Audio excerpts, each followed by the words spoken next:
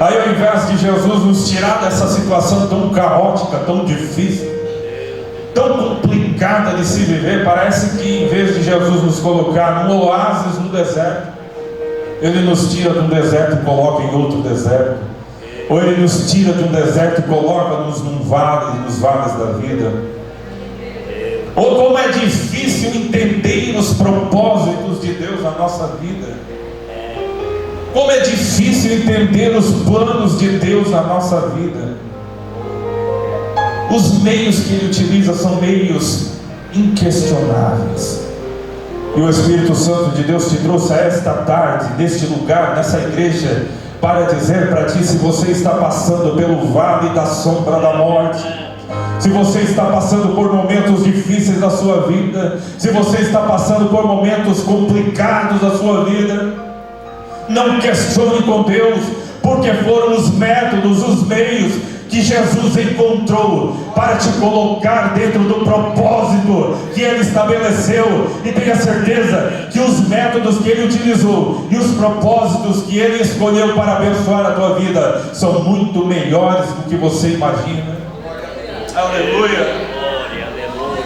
Jesus sempre vai trabalhar na nossa vida, mas Ele sempre vai trabalhar na contramão da lógica humana, irmãos. Ele sempre vai te abençoar, Ele sempre vai te dar vitória, mas Ele sempre vai trabalhar na contramão da lógica humana. É por isso que nós choramos, é por isso que nós clamamos, é por isso que nós fazemos campanhas, é por isso que nós derramamos lágrimas, é por isso que nós levantamos na madrugada e oramos e buscamos e pedimos e jejuamos, e parece que as coisas não acontecem do nosso jeito. É porque Ele vai trabalhar na contramão da lógica humana. Aleluia! Ele não vai deixar de trabalhar na tua vida, mas é do jeito dEle, é da maneira dEle. Não é como a gente quer, é do jeito que Ele quer. Não é do jeito que a gente imagina, é do jeito que Ele imagina. Não é no nosso tempo, é no tempo dEle. Não é da minha maneira, é da maneira dEle. A única coisa que nós devemos fazer é nos colocar na posição que Jesus quer que nós vivamos. Porque a posição que Ele espera de nós é a melhor posição, é o melhor caminho. E nós iremos viver os melhores dias da nossa vida. Iremos viver os sonhos de Deus para a nossa vida. Nós iremos viver os projetos de Deus para a nossa vida. A nossa casa vai ser uma casa abençoada. O nosso lar vai ser um lar feliz. O nosso lar vai ser um lar abençoado quando nós aprendermos a viver dentro do propósito de Deus. Aleluia! A história diz, meus queridos, que Jesus começa a trabalhar, a efetuar o seu ministério terreno. Aí então Ele começa a curar, Jesus começa a abençoar, Jesus começa a salvar, Ele começa a pregar o Evangelho, Jesus começa a libertar os oprimidos, Jesus começa a ensinar a sua palavra, Ele ensina através de parábolas. Jesus coloca para nos dar de exemplo, o exemplo para os discípulos que estavam acompanhando. Ele pega uma criança e talvez sentado como vocês estão nesta tarde, Ele coloca uma criança sentada no seu colo, nas suas pernas, e diz, olhando para toda aquela multidão de pessoas, para os seus discípulos, e olha para eles e diz: quem não for como esta criança não entrará no reino dos céus.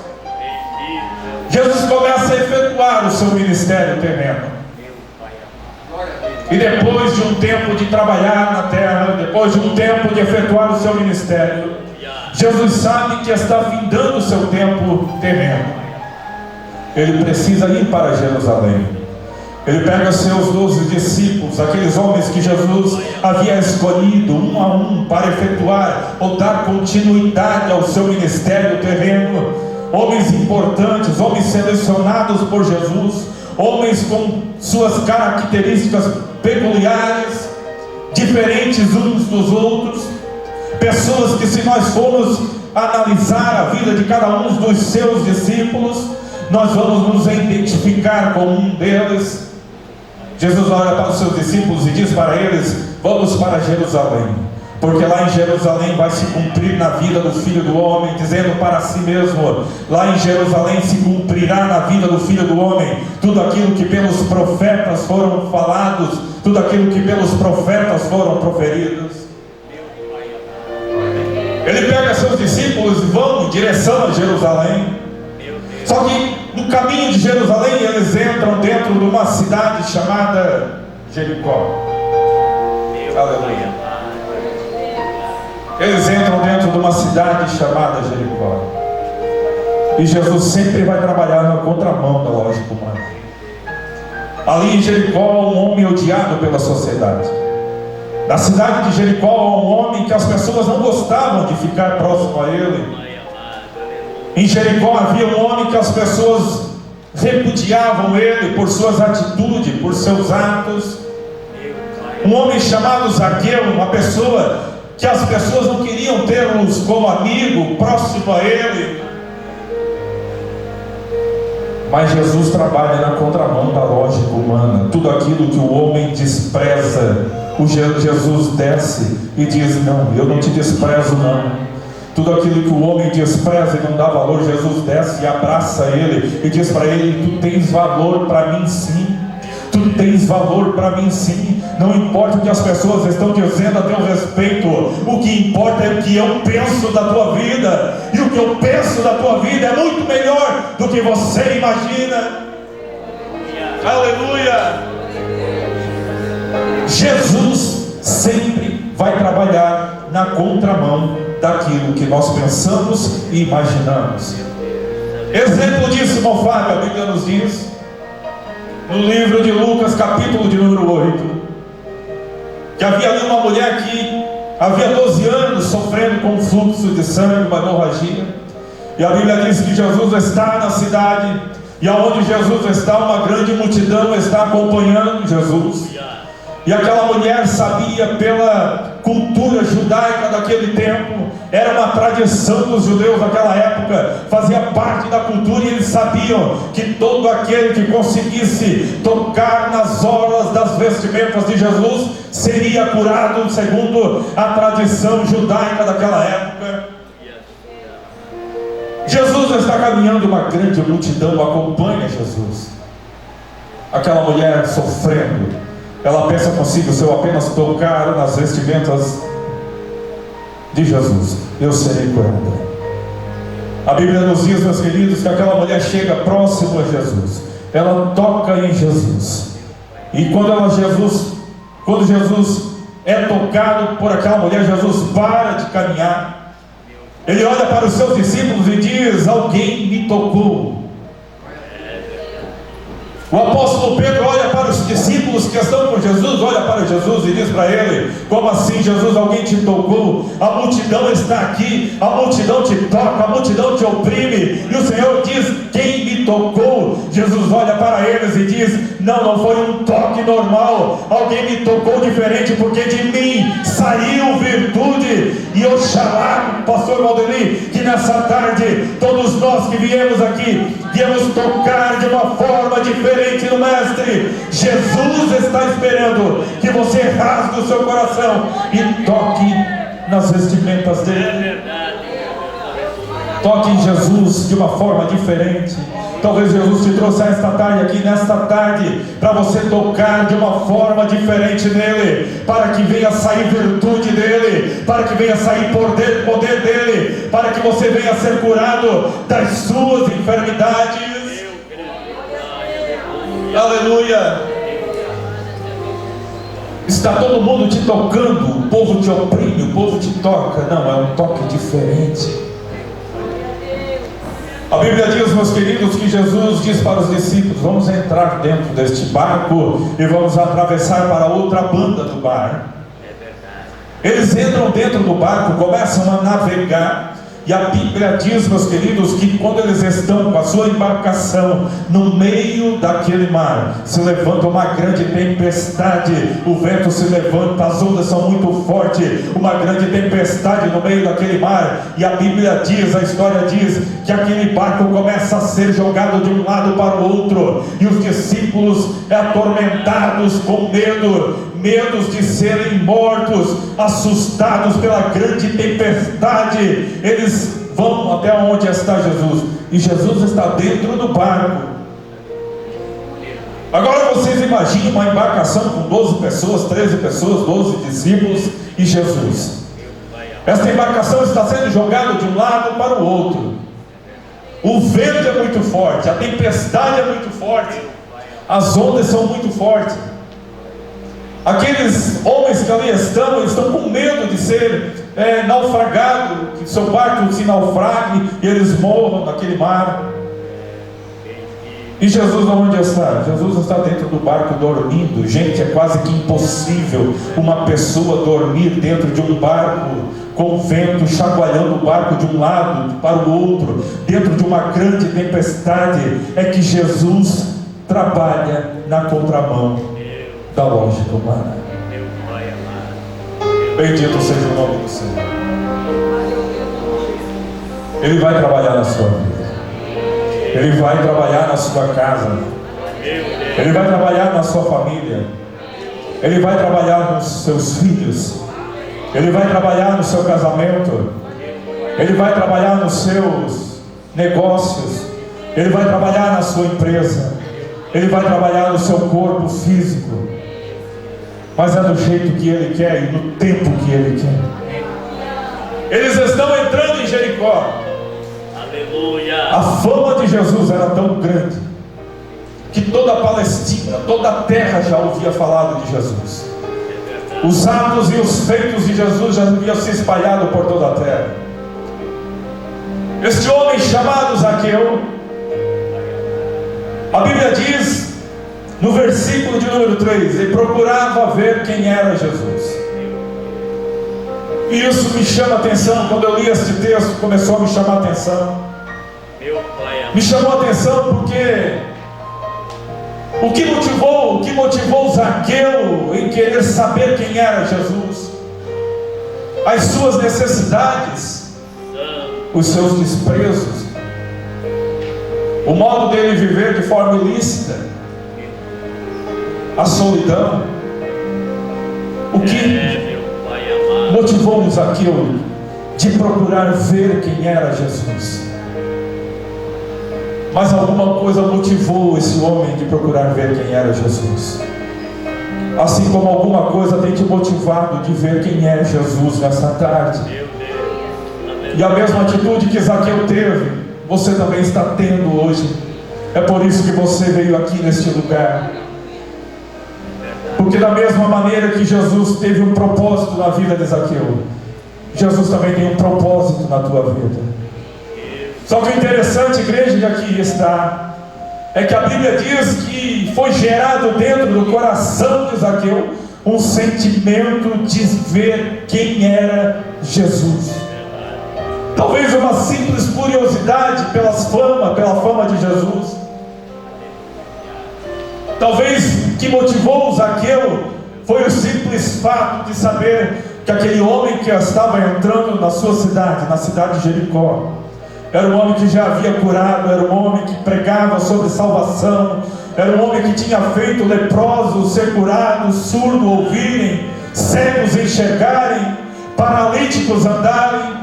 Talvez poderia ser simplesmente essa curiosidade. Zaqueu queria ver quem era Jesus. Então há dentro do coração de Zaqueu um propósito de saber quem era Jesus. Agora o que eu acho mais lindo é que se dentro do coração de Zaqueu havia um propósito, e este propósito era de apenas ver quem era Jesus, dentro do coração de Jesus havia um outro propósito. E o propósito que havia dentro do coração de Jesus era de ter intimidade com Zaqueu, era de entrar dentro da casa de Zaqueu, era de ter comunhão com Zaqueu, era de se aproximar daquele homem, era de levar salvação para aquele homem, era de levar transformação para aquele homem, era de entrar dentro da sua casa e levar mudança de vida para a sua casa. Talvez você entrou aqui nessa tarde, a intenção do seu coração, talvez o propósito do seu coração era de apenas ver quem era Jesus. Mas o propósito de Deus para a sua vida, querida, é muito maior do que você imagina. O propósito e os planos de Deus para a sua vida é de entrar na sua vida, é de entrar na sua casa e de levar salvação para a sua família. O propósito de Jesus na sua vida é muito melhor do que o teu propósito. O propósito de Jesus na sua vida é entrar lá dentro da sua casa e levar mudança de comportamento, é levar mudança de vida, é levar bênção, é levar vitória, é acalmar o vento, é acalmar a tempestade. É isso que Ele quer levar para a sua vida. Desce depressa, Zaqueu, porque hoje lhe convém pousar na sua casa. Por que Jesus disse isso? Porque quando Zaqueu ouviu falar que Jesus estava entrando em Jericó, Zaqueu usa de uma estratégia. Ele pensa: Jesus vai passar por este caminho, há uma figueira nesse caminho, eu vou subir nessa figueira, e quando Jesus estiver passando por ela, eu vou ver quem é Jesus. E assim a Bíblia diz que Zaqueu fez. Zaqueu sobe nessa figueira. Jesus está entrando em Jericó com uma grande multidão. E o interessante é que Jesus para exatamente aonde está aquela figueira. Exatamente aonde planejou este homem de subir em cima dela. Jesus para exatamente embaixo dela. Pega exatamente aquele caminho aonde está aquela figueira. Para exatamente embaixo dela. Olha para cima e diz: Zaqueu, desce depressa, porque hoje lhe convém pousar na sua casa. Bendito seja o nome do Senhor. Bendito seja o nome do Senhor. Ah, não fala, mas isso é coincidência. Não é coincidência, não. Fazia parte do propósito de Deus, dos planos de Deus, do projeto de Deus para a vida daquele homem. Assim como eu tenho a certeza, queridos irmãos que aqui estão, que não é coincidência Jesus parar neste lugar. Eu sinto que Ele parou neste lugar e está dizendo para o coração de muitas pessoas que aqui estão nessa tarde: desce depressa, porque hoje lhe convém pousar na sua casa. Desce depressa, porque hoje eu quero entrar na sua casa. Desce depressa da posição onde você está, porque hoje eu quero entrar na sua casa. Jesus poderia pousar na casa de muitas pessoas que estavam acompanhando ele. Ele tinha muitos amigos dentro daquela multidão de pessoas. Mas Jesus olha para aquele homem que a sociedade está desprezando, aquele homem que não tinha mais esperança de vida, aquele homem que não conseguia mais sonhar, aquele homem que não tinha mais projetos, aquele homem que não tinha mais propósitos. E ele diz: é dentro da sua casa que eu vou entrar nessa noite. Bendito seja o nome do Senhor. Bendito seja o nome do Senhor. Aleluia. Aleluia. Glória a Deus. É claro que Jesus sabia como estava a vida de Zaqueu. É claro que Jesus sabia como estava o coração de Zaqueu. É claro que Jesus sabia da necessidade que havia naquele homem.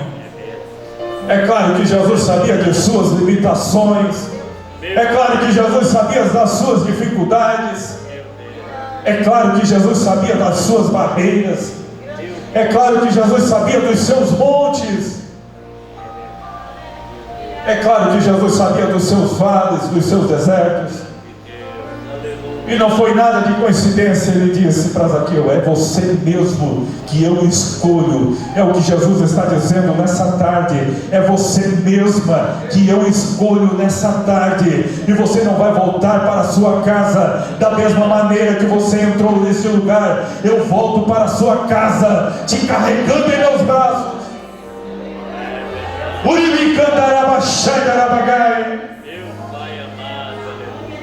Bendito seja o nome do Senhor, aleluia. Bendito seja o nome do Senhor. Ele só te trouxe a esta tarde, neste lugar, porque Ele está vendo como está lá dentro da sua casa. Ele está vendo o quanto você tem dobrado o seu joelho pela madrugada, orando e buscando a presença dEle. É verdade, meu Ele está vendo o quanto você tem buscado o seu nome. Oh, Ele está vendo o quanto você tem clamado a Ele. meu Pai. Ele está vendo as suas necessidades. Ele está vendo o desejo do seu coração. É verdade, Salvador. Ele está vendo o desejo do seu coração. Meu Pai amado, aleluia. Muito mais do que essas letras escritas dentro desses envelopes. Ele vê aquilo que está escrito no teu coração nessa tarde.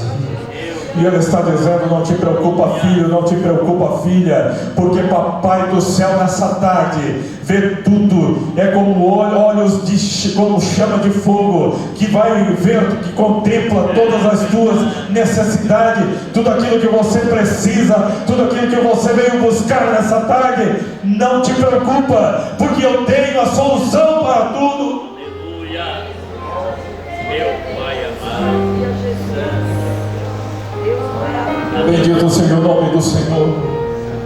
Bendito seja o nome do Senhor. Você achou que não tinha mais solução para a sua casa? Meu Deus. Aleluia. É grande Deus. Quem te disse que não tem mais solução para a tua família? Quem te disse que não tem mais solução para a tua vida? Meu Pai amado. Não fale que essa situação que eu estou passando, ela está tão difícil. Colocaram tantas pedras no caminho. Os obstáculos que eu tenho que saltar são tão altos, são tão grandes. E quando eu olho para eles e olho para a minha vida, eu vejo que eu não tenho mais forças para lutar, para continuar. Eu olho para a minha família e eu vejo uma família destruída. Eu olho para a minha família e eu vejo uma família derrotada. Eu olho para o meu casamento e eu vejo um casamento rompido. Eu vejo uma aliança quebrada. Meu Pai amado. Eu vejo um pacto rompido. Eu vejo pactos quebrados. Aleluia. Meu Bom, Fábio, é que o vento que está soprando na minha vida é tão forte que eu já tive a ousadia de falar para Deus que eu não vou conseguir. Eu já tive a ousadia de falar para Deus que Ele não existe, porque se Ele existisse eu não estaria passando por isso tudo. É que a situação que está lá dentro da minha casa e o que eu estou vivendo nesses dias está tão complicado que parece que não tem mais jeito eu ir para a igreja, cultuar a Deus, Deus. levantar as minhas mãos e dar glórias a Ele. Meu Pai amado. É que eu olho para dentro da minha vida, para dentro do meu coração, e o sentimento que está envolvendo o meu coração, ele só me deixa pensar